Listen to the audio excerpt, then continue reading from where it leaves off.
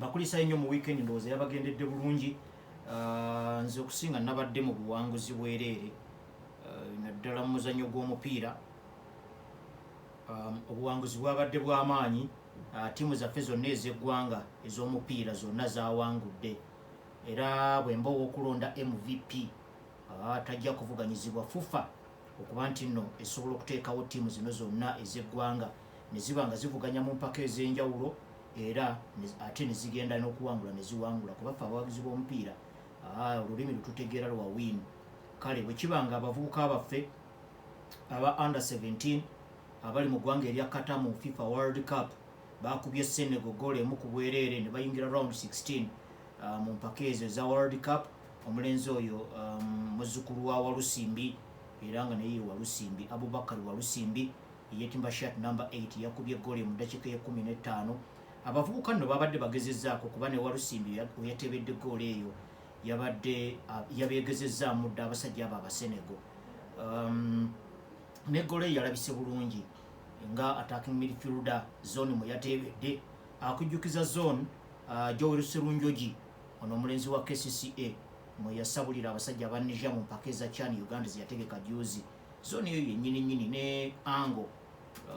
n'okuba nti no yali awerekera buwerekezi kugamba abasambi bino by'okugaba omupiira n'osigala ng'osimbye sitadi w'ogabidde tovaawo. Ekyo abavubuka bagenda bakisiimuulawo kubanga ne ku TV era obalaba mwalabi ne wa Wilfred Ndidi omupiira gye beeyongedde okukuba mu Europe beeyongedde okwongera okwetereeza. Bino ebyamukaaga nti olina kuyimirirawo ku center line ne weekulungulirawo mu center arc, ebyo omupiira gugenda gubivaako. Nolwekyo omulenzi ono Abubakar Walusimbi yabadde yeegezezaamu dda mu basajja bano Abasenegal ne banna abalala nga Elvis Torachi yetimba shirt number 6 ne Stephen Oyorothe yetimba shirt number 4 ne James Bogere yetimba shirt number 9. Abo bonna babadde beegezezaamu okulaba nga bafuna akatimba ako paka akatimba we kajjidde, era ne kiba nga kitegeeza nti no Uganda ensonga yagikwatidde ddala bulungi. Naye ate era olina n'okwebazaamu goalkeeper Edrisa Wayibi, omulenzi oyo yetimbye shirt number 18 gye tumanyidde mu goalkeeper wa ttiimu y'eggwanga legend Dennis Onyango. Omulenzi oyo naye yetimba shirt number 8 yalwanye nnyo okulaba nga Uganda ekuuma clean sheet eyo, naye nga n'abavubuka abalala tebalabise bubi. Kati mwabaddemu Giovanni Mukisa yetimba shirt number 2, mwabaddemu Arafati Nkola yetimba shirt number 17, mwabaddemu Hamza Sengoba ye captain yetimba shirt number 3, mwabaddemu Brian Jara yetimba shirt number 5, Isma Magala Mulala yetimba shirt number 10, Richard Okero yetimba shirt number 11 ne James Bogere yetimba shirt number 9. Bebavubuka abatandise omupiira gw'ebyafaayo nga Uganda eyingira round 16 ey'empaka zino. Tugenda kuddamu okulabikako mu nsiike mu mpaka zino olunaku olw'enkya ku ssaawa 9:30 ez'emisana nga tuzanya eggwanga erya Burkina Faso. Kyannaku nti nno namba 9 waffe James Bogere era nga ye top scorer waffe yakatuteebera goal 2, yafunye yellow card 2 mu mpaka mu matches eziddiringana. Kitegeeza eno match ali ku suspension tagenda kusamba. Yafuna yellow card mu mupiira gwe yateeba mu Bufalansa goal emu ku bwereere. Kakati yellow card endala yazze n'agifuna ku mupiira guno ogwa Senegal. Tulinze kulaba bulabi coach Brian Senyondo ayinza kunogera ddagala atya omwatwa omulenzi oyo gwaleseewo ku kyotaawo. Twatandikidde ku mupiira gwa Bufalansa okutandika ne clean sheet zino, era omulenzi ono Wayibi goalkeeper olina okukimuteekamu kubanga baaka yaffe babadde oluusi bagiyenjebula ne bagiyitaayitamu, naye Wayibi abadde ayimirira ddala nga anywedde, era n'omupiira ogwo gwa Bufalansa mu twafuna clean sheet na guno twafunye clean sheet. Ate abavubuka bano bewadde identity nti nno bo tewaliwo match ebalema kuteebamu. Kati oluli obunafu bubadde mu kuba nti nno babadde bateebwamu, era ne match day 1 bwe twazanya eggwanga erya Canada, Abakanada ffe twasooka okulengera akatimba naye ne bajja ne batugattagattaawo goal 2 ne batukuba goal 2 ku emu, ne batuuka n'okusannyalaza ebirowoozo byaffe nti obuulyawo tunaava ne mu kibinja. Naye abalenzi bazze nga beetereeza mpola, omupiira ogwasembeyo clean sheet nejja nga tukuba abasajja abo Abafalansa paka lwe twakubye Abasenegal. Kakati naawe katulabe engeri omutendesi gyagenda okufumbamu embeera eyo. Mu mbeera y'emu ttiimu yaffe endala eya under 17 jjukira baagi bajjuddemu ebibajjo 2, under 17 eri wano mu mpaka eza Sekafa naye ng'empaka zino za kusunsulamu abaneetaba mu mpaka eza AFCON ez'abaana abatannaweza emyaka 17 era tetwatandise bubi, twatandise na kusabula bulungi goolo zabadde nnya ku bwereere. Abavubuka nabo baataamye ne bakamala bumazi. Waliwo omulenzi akubira mu ttiimu ya KCCA bamuyita Thomas Ogema yateebyeko goals 2. Wabaddewo ne munne ye captain bamuyita Owen Mukisa yetimba shan number 10 naye yateebye goolo 2. Bwetyo ne tusabula abasajja abo abalundi goolo zabadde nnya ku bwereere nekibanga n'empaka zino nazo tetwazitandise bubi era jjukira nti no Uganda ffe bannantamyeggwa baazo. Abavubuka nga Ashraf Luchamuzi yabadde goalkeeper waabwe, Shakuru Babi uyo omulenzi oyo asoma naali ku Buddo SS essomero lya mukulu Muwonge Lawrence yetimba shat number 15. Omulenzi omulala bamuyita Eze Kombi oyo nno muyizi ku Amos College,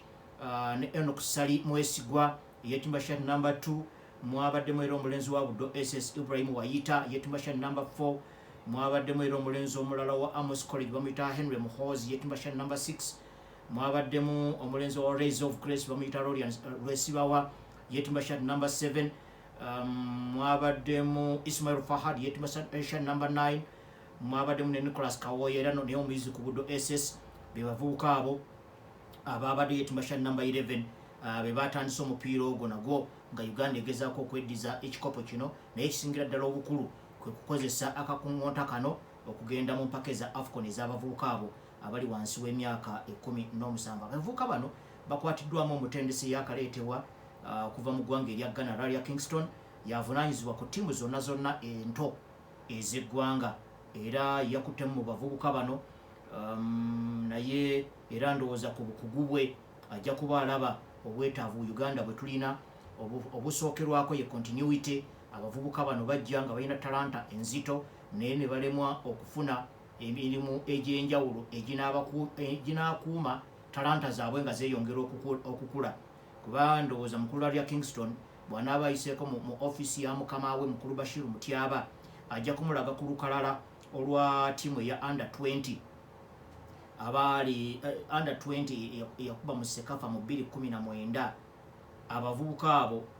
baali squad eyo nga Uganda etandise okulaga obubonero obw'okwagala okwongezaayo abalenzi okusinziira ku myaka gye baba babaddemu, kuba bwe muba mu under 15 waliwo empaka eza under 17. Kiba kirungi nnyo n'otunuulira ogutundutundu ogusinga ogwa under 17 eddamu okuyitibwa ng'aba under 15 mwebali, ate bwe bayita aba under 20 kiba kirungi nnyo nga ogutundutundu oguwerako ogwabo abalabise mu under 17 nga mwebali. Naye bw'otunuulira abavubuka bano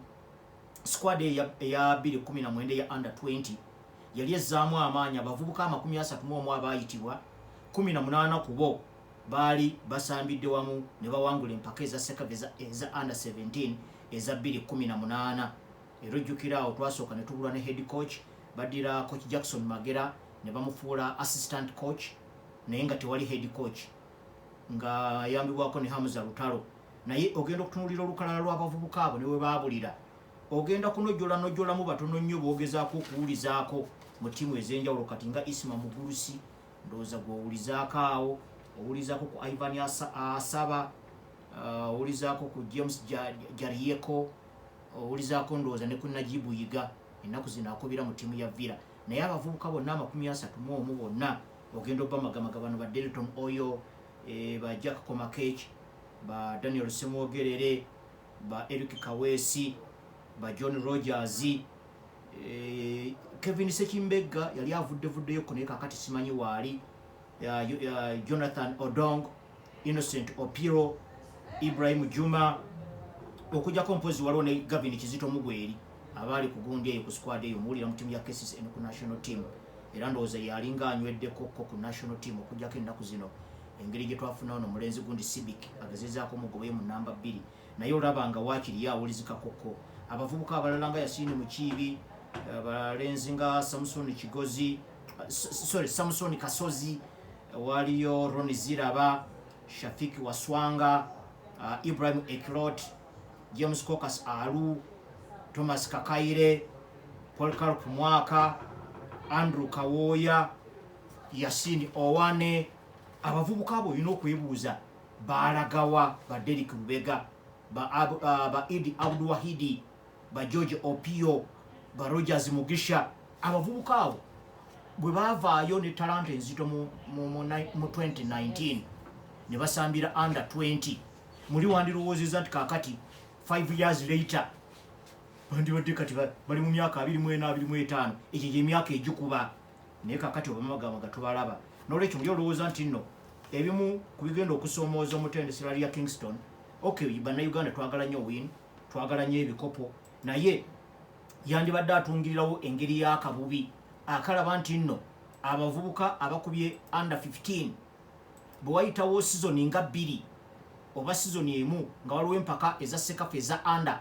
17 wakiri tulabeko ku gutundutundu ogwaba ababadde mu under 15 nga be bakuba mu under 17 kati wabeerawo continuity eyo bwetyo abalenzi bano bakuumirwa awamu ne bateekebwawo structure eya development neegobererwa bulungi nnyo neteekebwamu obukugu ne bafuna okugezesebwa nga ne bwe babanga bagenze okufuna emirimu mu clubs ez'enjawulo emirimu egyo girina okuba nga girina kigibongerako ate nga omutendesi waabwe owa national team eyo alina okuba nga afunawo obudde obubasisinkana okwongera okutungirira ojja kwesanga nga tetutungiridde kufuna abazannyi kyokka kubakuza bulungi organically naye ate tubasobola n'obatungiriramu ensamba playing philosophy abavubuka abo olowooza nti kyekyandibadde bebandibadde bayimirirawo mu biseera eby'omu maaso ebya ttiimu y'eggwanga the Cranes kakati zizino under 17 zetulina ziri 2 ziri mu mpaka za mirundi 2 ez'enjawulo mu mawanga ag'enjawulo eyo ntandikwa nnene nnyo okuteekateeka abavubuka abo n'okubateekerawo development structure gye tunaasobola okubasangako emyaka nga giyiseewo 3, 4 oba 5 naye ekyo tekiyinzigyako kiri nti nno nze munnange ndi musanyufu mu buwanguzi obwo mu under 17 eri ekata neno under 17 eri wano mu mpaka eza sekafa era abalenzi bano abali mu mpaka zino eza sekafa nabo bagenda kulabikako mu nsiiko olunaku olw'enkya nga bazanya Sudan mpira ogwo gujja kutandika wano nga tutandika abakamanyi ku ssaawa 11 jjukira nabali bannaabwe ekibajjo ekiri mu ggwanga erya kata nabo bazanya nkya naye boogwabwe gujja kuba gwatandise dda ku 9 era emisana akati bw'ova ku buwanguzi obwo ojja genda ku buwanguzi bwa ttiimu y'eggwanga enkulu the Cranes omupiira gwe badde bazanya ogw'okwegezaamu nga bazanya eggwanga erya Chad twagikubye goolo zabadde 2-1 Wuche Mubiru oyo ye goolo ye esoose ku national team yateebye goolo mu ddakiika ya 20 ate ya ne Malvin Lorenzen n'ateeba goolo mu ddakiika ya 46 nekiba nga kitegeeza nti abavubuka bano bombi bakubye goolo zaabwe ezasoose ku national team ku ttiimu eno yakyuse ennyo kubanga ne Dennis Kigundu yakutte newankubadde nga Dennis Onyango Masinde ne Salim Jamal Magola babaddewo awo ku bench abavubuka nga Rogers Kutoracho no wa Vipers ku guno omulundi yakubye no mu namba 2 Jordan Obita yabadde captain nga mu center back ne Toby Sibik kakati Albert Achai yakutte wali mu namba 3 olwokuba nti no Mulangira Azizi Kayondo akyali ku ndiri Bobosi bya Ruhanga yabadde wakati awo ne bakwataganyawo n'omupya Baba Ali Hassan omuvubuka oyo bazadde be bannagana naye bamuzaalira wano mu Uganda yasazeewo okubira Cranes kakati ne Regan Mpande actually bampande bombi basambye Regan Mpande ono musaayi muto gwe twalaba yayitimuka ennyo mu mpaka eza Chan musambi wa Villa mpozi ne senior Joseph Mpande bamulengedde takiye nga simbi ne basalawo okuddamu okumugezesa Mpande namulabako bwe twali ku Vipers Day babazannyamu omupiira gw'aba Legends n'abawagizi ba Vipers nakera okulaba nga takiye nkwafu era ndowooza mu abagobera abakamanyi nakyo ne bagamba konzo waayo Mpande mulabyeko wano ng'akuba mu Bamiya Faruku wano naye ebwongo bukyaliwo gitaki ekyagonda bulungi naye era nze omu kubateewuunyiza nga coach Paul Put yazeemu n'amuyita kati naye yasambyemuko awo kati ono Cranes egenda kulabikako mu nsiiko olunaku olw'enkya nayo naye ate yo obutafaananako bano bato baayo yo egenda kuzanya essaawa 2 ez'ekiro nga tuzanya eggwanga erya Morocco era omupiira guno gujja kubeera ku Fufa TV abanaabasobodde munaagulabako kati mukwongera okutunulira MVP waffe MVP Fufa kubanga mwe abakagoberera omuzannyo gw'omupiira mu ggwanga bwe tulaba ttiimu zino zonna nga zitalaaga amawanga ag'enjawulo muyinza okulowooza nti bwe bityo bwe bibadde ebbanga lyonna ebiseera ebisinga obungi tubadde tukaluubirirwa nga Uganda ekisooka ku ttiimu y'eggwanga enkulu okuteeka ekitiibwa mu international break nga tetutera kubeeramu na mipiira giri lined up oluusi nga bwe gibeeramu abasambi era tulonderera wano ne tulonderera naye abasambi abaliko n'okusasula air tickets zino visa fees mu mawanga ag'enjawulo gye bakolera n'okuba connectinga mu club zaabwe kubanga connection eyo nayo si kya bulijjo bw'oweereza omusambi ebbaluwa emuyita olina n'okuweereza club ye okumusabayo mu butongole kati awo ocoordinatinga entambula okuva kuba si bonna nti nno club zaabwe oba nti abazanyi basobola kumpi ne airport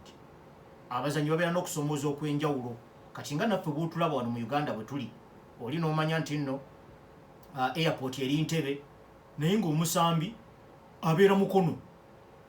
oba ayingirako n'eyo munda oba Buyikwe ng'awamu wa boda awalala waaki kati oba olina okonnekitinga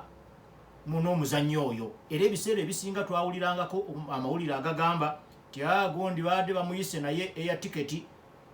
yatuuse kikeerezi omulala nti ati kaakati baali bamuyise naye ate club ye teyamanya bwetyo club n'emulemera abalala ne batulimbanga abasambi nti nze mwagenza okumpita nga ngenze eri kola transfer gy'obeera transfer ebeeranga buno obutale bwa Nalubabwe nti oyina abasambi babeera mu kibangirizi ne basongako nti bampooli omuwanvuwanvu bintu bibeerako gondi transfers ziri designated bulungi nnyo mateeka ga FIFA kale kwegaba ebyo byonna bizinga bibeerawo okumala ebbanga naye kati bw'owulira nga ttiimu ejjudde ne ba pro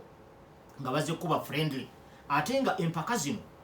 naddala bw'ozannya omupiira mu international break guba kisinziira ku bw'oba okoze bw'obanga owangudde batunulira obuzito bwa opponent bwe kigenda mu FIFA rankings awo oba oyongera okuzitowamu kubanga simanyi oba FIFA rankings ezigenda okufuluma oba zinaafuluma tumaze okuzannya Morocco kuba Morocco tugenda gizannya enkya ku saa 2 ez'ekiro kati sinaba kumanya oba obubonero buno omupiira gwe twakubye Chad oba banaagira ne batukwasa ne batwongerako ku bubonero ne tulinnyako kuba wenjogera bino Uganda ebifu kya 83 naye omuntu yenna ajja kugamba atunuulira ensonga zino ku ngulu nti no rankings tezirina kizitwongerako ekituufu kiri nti zirina kizitwongerako ate kinene kati bw'otunuulira fixture eya World Cup qualifiers ezaakaggwa okimanyi nti nno ttiimu zonna ezirina FIFA rankings ebifo ebisava mu buli kibinja zasembyeyo okuzannya match de 10 nga zisembayo ziri waka era ndowooza mwatulabye ffe twakyalidde Algeria kyokka nga tunoonya bubonero oba tunoonya goolo zetukuba opponent ne wini nga yetuyisaamu naye nga gwe twagala okuba ali wawe era bonna bwe batyo babadde ba Ivory Coast ba Nigeria ba South Africa abo bonna abali mu FIFA rankings enzito fix kyekolebwa nga omaliriza oli waka ate nga oli waka ku opponent omuyabayaba kubanga Uganda mu zino World Cup qualifiers tugendera mu lubu lwa kusatu oba port 3 kati owa port 3 ogenda kukyalira owa port 1 ate nga obubonero bwo bwoyagala kati wabanga Algeria yagukimewuwo ate gwe osuubira otya nti ogenda gujjayo ewuwe kati awo rankings wezitukwatirako kyova olabanga FIFA okusalawo okuonaringa international break eno mu kaseera nga FIFA rankings empya zigenda kufuluma either enkya oba ku lwokusatu kikulaga nti awo nawo wabeerawo okugenda mu maaso kuba kakati by the way n'okubeera mu kifo eky'ekinana era tulinako betukoloza kuba Angola Zambia bano ba Mozambique yajja netwetitoggolerako juzi etukuba goolo 3 bamu ku abo abaatulemeseza n'okugenda mu World Cup ate twazibaddiza naye nga ate ziri ze baatukuba zaali nnyingi nezisanyalaza emikisa gyaffe bano abatanzania wano mu Sekafa region alinga atusembereddeko ko ye Tanzania naye eri mu kifo kya 17 Uganda ngeri mu kifo kya 83 Kenya kifo kya 19 Sudani 19 Malawi 28 manyabo ba Malawi abo ba Zimbabwe ba Zambia batuddukawo wano mu Sekafa region mbwa akapiira kaffe kajabuluku kanyo tekakyalina kabatuuka tekabanoza bulungi ne baddukira eri ne kakati mu rankings Malawi ya 28 Zimbabwe ya 29 nabano gundi abazambia naba Angola abatutigomyanga wane nchane ggulo bonna tubasinga mu rankings kati mu kaseera kano nga ebula ennaku 34 tugende mu mpaka eza AFCON ezigenda okubeera mu ggwanga erya Morocco. Uganda eri mu kibinja omuli Tunisia, Tanzania ne Nigeria. Bw'owulira international break eno esembayo nga tugiwadde ekitiibwa ne twetabamu ne tuzannyamu ne opponent ow'omuzinzi nga Morocco, ate nga Morocco omupiira gwabwe ogw'ekiwalabu naffe mu Uganda tukimanyi nti nno mu kibinja tulimu ne Tunisia. Abawarabu abo abasatu, Algeria, Tunisia, Misiri ne Morocco. Morocco twate tumusinkana nnyo, naye bano abalala abasatu tubasinkana naye batutuntuza batukuba. Kati bw'owulira friendly nga tugenda kuzannya Morocco mu international break esembayo nga bwe tugenda mu AFCON maaki yaffe tugulawo na Tunisia, osobola okukigattagatta n'olaba nga kirinamuko omulamwa. N'olwekyo ku mbeera eyo bwetyo olowooza nti nno ku lwange ndowooza nti MVP bw'obanga osazeewo okuwa ebyo ebyabadde mu weekend, bw'otwala FUFA seewuunya, kubanga wantu tutte Cranes, naye Cranes tiimu nkulu yokka, naye bwe baba nga waliwo tiimu endala 2 under 17 ebibinja bya mirundi 2 bonna n'okuwangula ne bawangula, nzaawo mba nsobola okutwalamu bannaffe abo aba FUFA olw'enteekateeka eyo n'okuba nti nno ekintu kirabika kitambula. Tulina kwongera kukizimba buzimbi, tuleme kubanga abeetegekera omukolo, oba omukolo munnaye gutuuka ne guggwa naye ate obulamu busigala bugenda mu maaso. Kati tukitwale nti nno zino empaka ze twetabamu mukolo, naye omukolo gulina okutusanga tuli ku lugendo olw'okukuza omuzannyo gw'omupiira nga bwe twebuuza n'ebibuuzo ebituufu. Abaana bano ku myaka 17 bwe baba bakuba bwe bati omupiira, kiki ekibatuukako nga bayingidde emyaka 22, myaka 23, myaka 24? Success rate yaabwe ng'eri wansi nnyo okusinga failure rate yaabwe, bagwagwa nnyo, babulaabula nnyo. Tulina kuteekawo mbeera ki esobola okubabumbirira, kubanga eyo structure erina okuba nga weeri nga tukimanyi bulungi. Okeffe n'abawagizi tuyinza obutakimanya, naye abakugu mu FUFA balina okuba nga bamanyi nti abaana abo bavaawo structure gundi mu bagenda okugwa, era nga bakwatibwako omukugu gundi ne gundi ne gundi ne gundi. Wabeerewo n'empaka zino bwe zityo okwongera okubalera. Tuteekeko n'abakugu 2 oba 3 oba 4 abagenda okulondoola abaana bano, babalondoole ng'abasambi, babalondoole ng'abantu, kubanga ebiseera ebisinga bannabyamizannyo tusinga kwagalamu omuzannyo kasita guggwa tetufaayo nakumagamaga. Naye olw'okuba nti abaana bakyali bato baba basobola okubeera exposed ku mbeera gye basobola okutereerezaamu obulamu bwabwe ng'abazannyi naye ate era ng'abantu. Mbadde ntera okubagambako wano ku gundi ya Jjajja Waalu gy'ategeka, waliwo workshop gy'ategeka ey'abaana abatannaweza myaka 16, naye bw'olabye bagenda okusomesezaamu abaana, by the way mwewandiise ne mu gundi eno mu workshop eyo egenda kubeererawo ddala ya bbanga ggwanvu, eva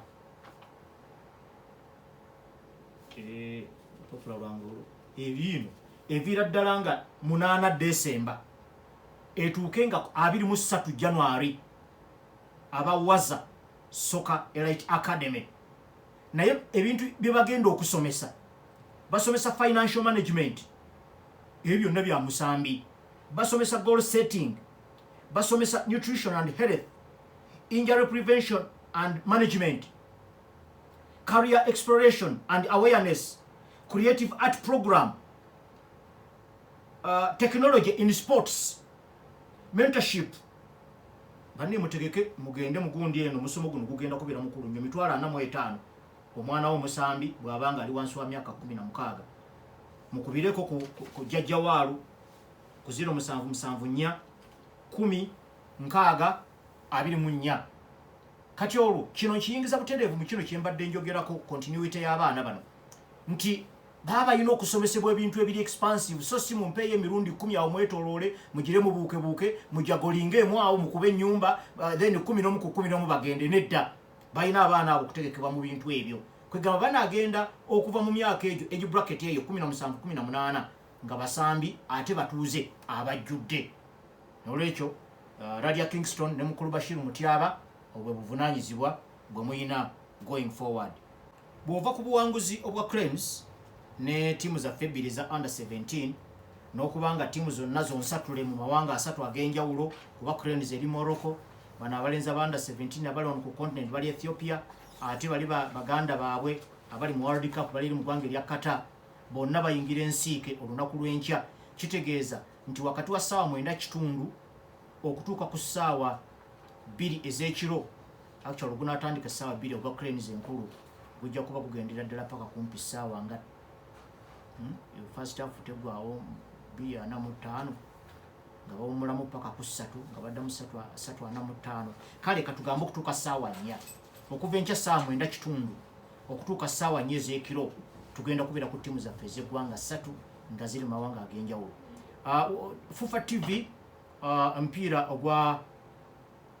ogwa Cranes egenda kugulaga era ejja kubeeragana ogwa under 17 eri mu ggwanga erya Qatar mu FIFA World Cup. Namwe abalina DSTV ogwa World Cup under 17 nagwo mujja kugulaba. Gwe sinaba kwekakasa bulungi gwe guno gwa Sekafa, ogwo sinaba kwekakasa naye era obeera ku TV ng'otakula tomanya oyinza okugusangako, naye gyo giri ebiri gyo nkakasa kwegiri ku TV ogutandika ku ssaawa 11 n'ogwo ogutandika ku ssaawa 2 ez'ekiro. N'olwekyo mubeereeko musobole okulaba abavubuka abaffe baseeyeeya. Naye nga bwe natandise nti nno obuwanguzi ku lwange obuli personal bwabadde bungi nnyo mu weekend,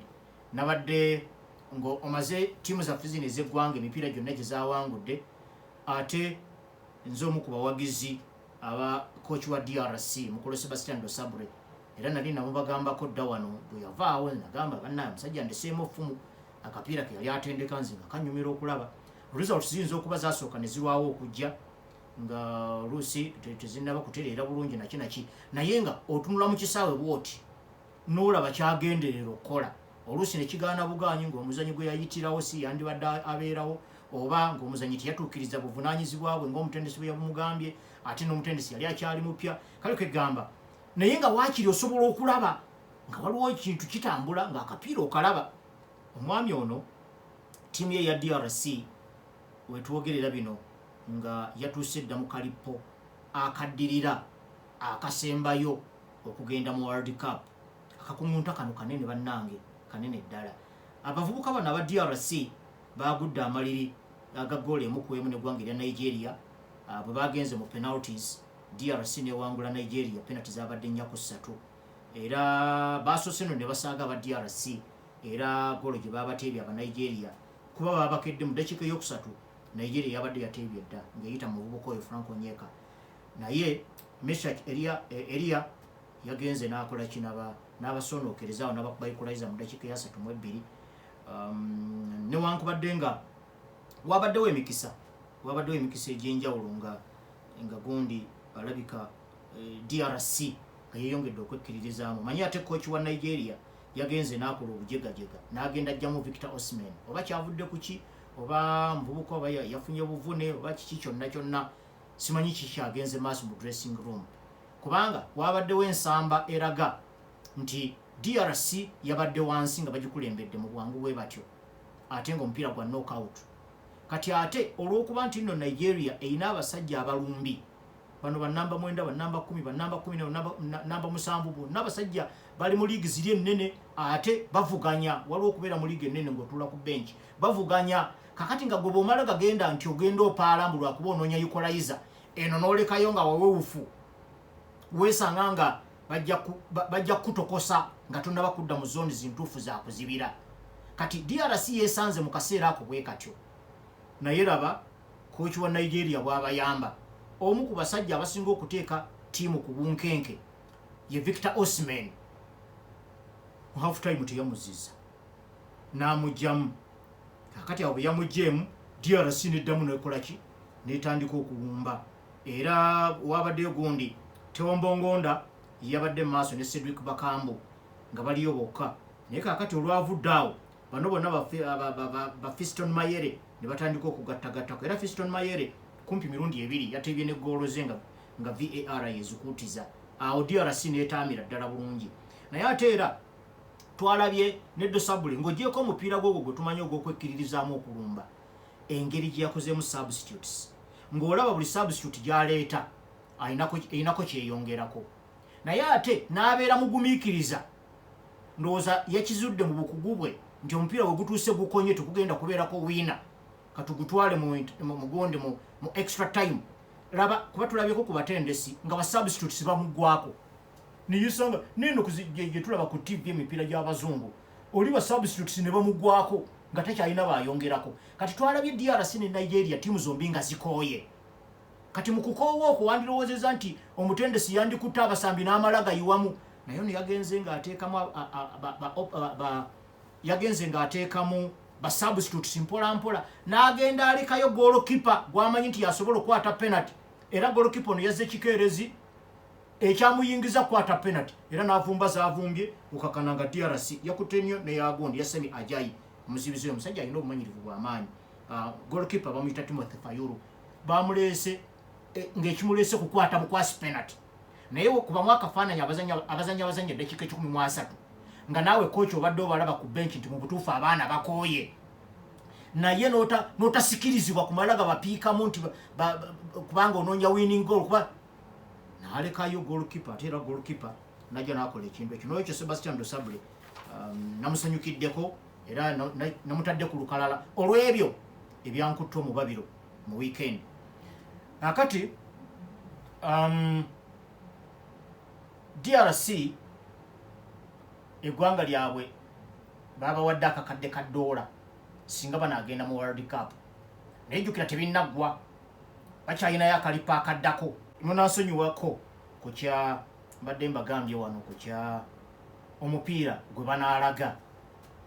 omupiira ogusookawo enkya ejja kubeera World Cup wakati wa under 17 eya Uganda ne under 17 ya Burkina Faso omupiira gwe gusooka ku saa 9:30 ogwo ku TV kweguli mugunoonyeeko mujja gusangako balala oba osobola app ya FIFA Federation of International Football Associations gujja kubeerako ne FUFA TV ogwo gujja kubeerako gweseekakasa bulungi gwe gw'essaawa 11 ogwa Sekafa under 17 gwegenda okuzanya n'eggwanga erya Sudan naye ate naguli ogwa Uganda okuzanya Morocco ekiro ku ssaawa 4 ogwo nagwo FUFA egenda kugulaga FUFA TV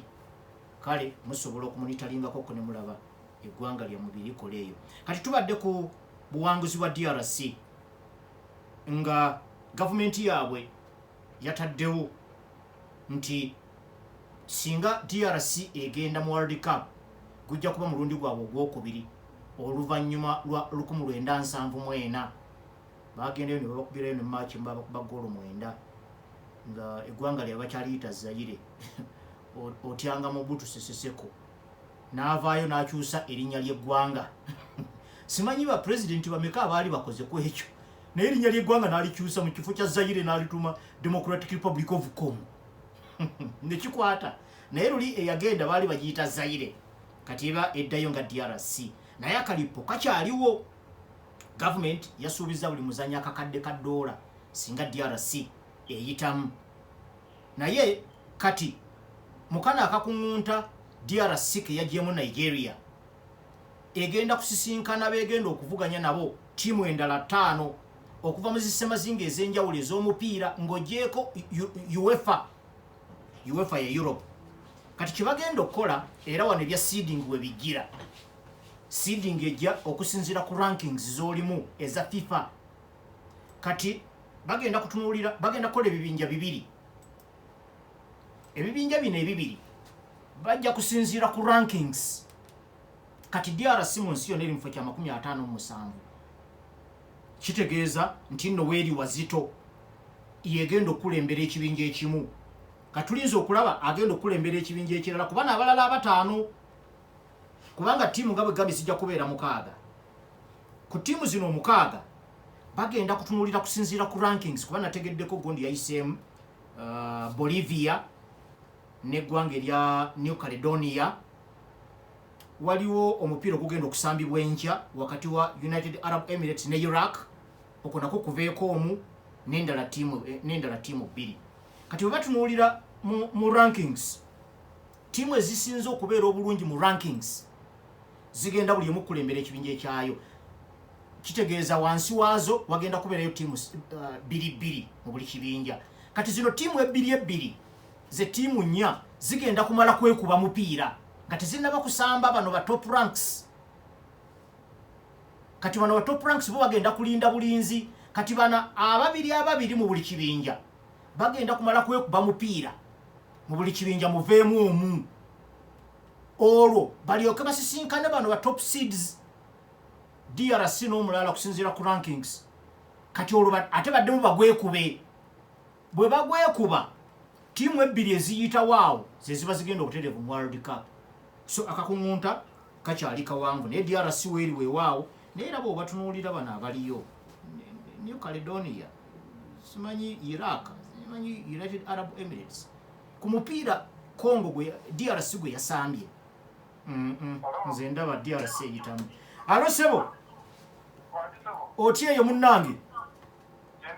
nze Lumansi David nkolera wane wa Kabaka ku CBS ngosese amanya soko ogogere mpulire mukibi wano olugave munnange teruwena olugave lunene wano era kabuze katanjogere nga nfukamidde owange ndaba wano ebizike nga 2 ku simu yo bwe kiri sinze nkuwadde nze ndi wano ninga buloka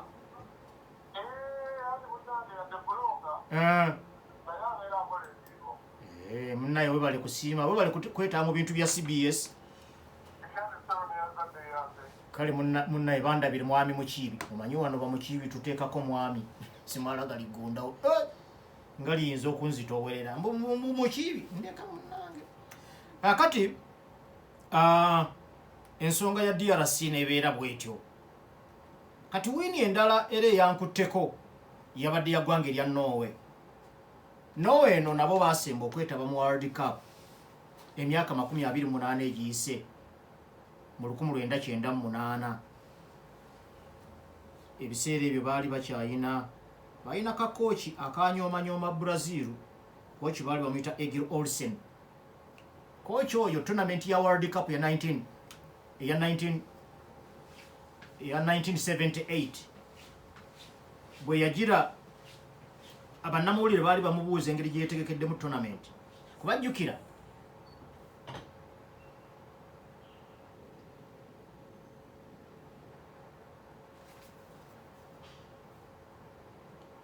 jjukira nti nno mu tournament eyo eya 1998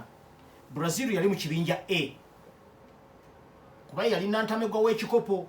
yali ekiwangudde mu 94 mu USA kati ekibinja kya Brazil mwalimu Scotland, Morocco ne Norway kati coach ono owa Norway bamubuuza nti nno weetegekedde otya ekibinja ekizito bwe kiti omuli ne Brazil yagamba bannaye ye mu nsi yonna talabanga tiimu nyangu yakukoochinga nga Brazil nti kubanga abasambi bonna abalungi ebayina naye yeewuunya ba Mario Zagallo lwaki baddeyo mbusimanyi akola training talina na byakola eyo tiimu y'amaanyi teyagala koochinga era mbu ye ne bagimukwasa World Cup awangula mpangule Zagallo n'awulira nti akasajja kamuyisizaamu eggaali naye kazaakazaawo naye era okimanyi nti era kagamba nti eyo Brazil webagimpeera wonna ngikubirawo okimanyi mu kibinja ekyo kawangulamu match emu yokka kakuba Brazil goal zaali 2-1 kwegamba ko nga kamaze okulaga nti abatendesi ba Brazil be babi naye bayina abasambi mutendesi wabala mwita Egil Olsen mu tournament eyo mwalimu gundi kati coach wa timu y'eggwanga erya Norway Steve Solbakken y'omu kwaba baali basamba mwalimu yaliko mu maani bali mwita Hanningberg mwalimu Tole Andre Flo yali akuba ku kyoto kya Chelsea Ole Gunnar Solskjaer naye yalimu mu World Cup eyo n'olwekyo ndowooza kyabadde kyakwenyumiriza eggwanga lino erya Norway okuddayo mu World Cup oluvannyuma lw'emyaka 28 abasambi nno balina balungi saagala mu basaasire kubanga Erling Haaland bw'abeera wali mu maaso balina ono Oscar Bob naye wa Man City balina gundi Alex Soroth omulenzi oyo akuba ku kyoto ekya Atletico Madrid bayina Martin Odegaard lwakuba ennaku zino yafunamu obuvune naye ttiimu yaabwe erina abavubuka mu kulumba awo nolwekyo naye wini yawulikise bulungi ne Brazil omupiira gwe yakubye Senegal nagwo gwampulikikidde bulungi 2-0 eyo teyawulikise bubi n'okuddamu okulaba ku Fabinho n'omulenzi Estevao engeri gy'alina quick feet alina lefuti omulungi okamala obumazi ku myaka 18 naye yalabise bulungi so weekend mu by'omupiira wamma gwe nze yampoomedde olunaku lw'enkya tujja kuddayo tetumalirizanga project ya Man United engeri gyebadde emipiira 11 egiyise ne Liverpool nayo tetwagiggusa ko ne Chelsea kale mwebale nnyo mwebalire ddala